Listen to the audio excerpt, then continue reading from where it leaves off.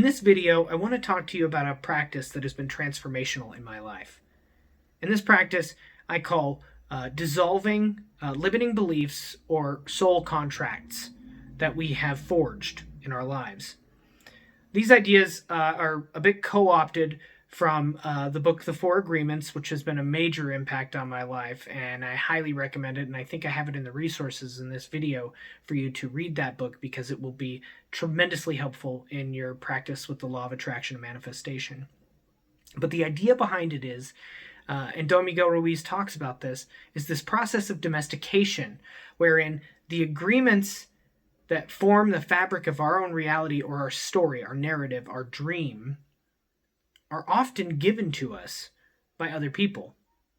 This is often our elders, our parents, our teachers, the authority figures, sometimes our peers, and even by ourselves.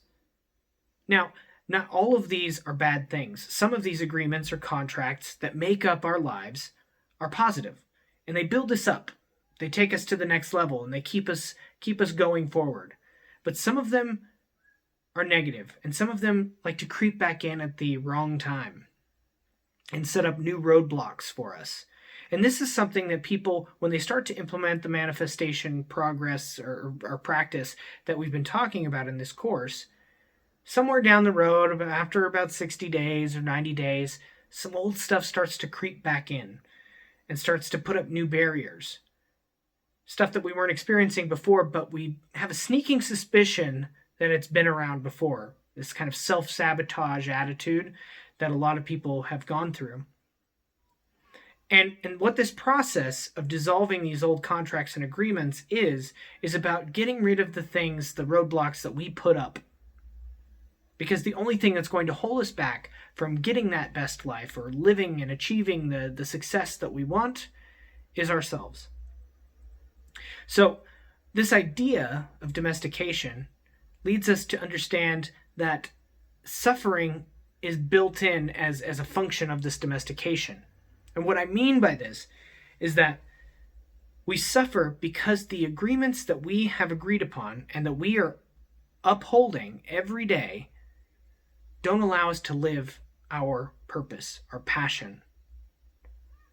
And when we don't live in our purpose and our passion, then we are living somebody else's life. And that in itself is suffering because there's a part of us that knows what we want.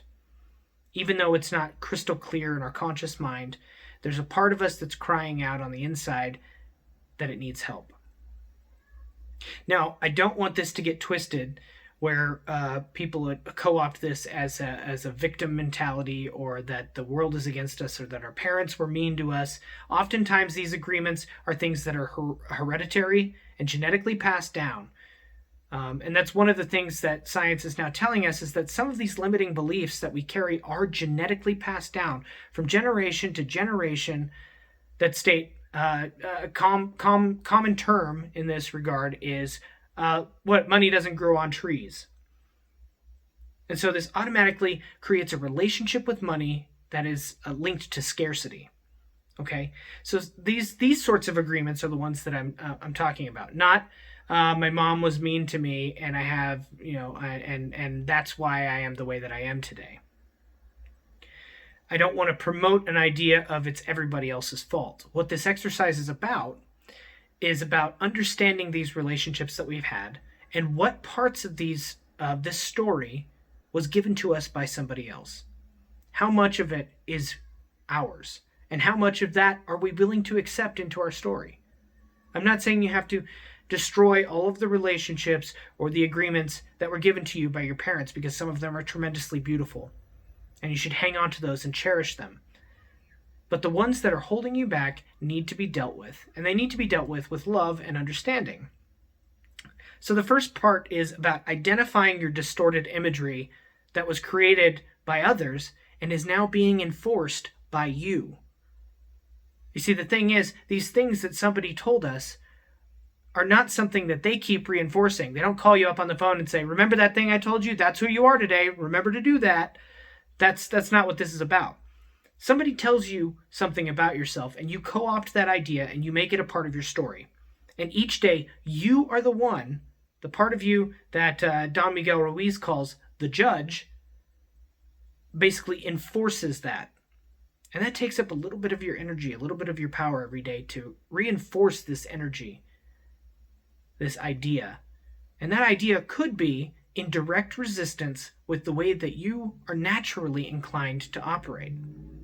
Say somebody told you that your art wasn't very good, yet in the very core of your soul you know that you're an artist and you want to create.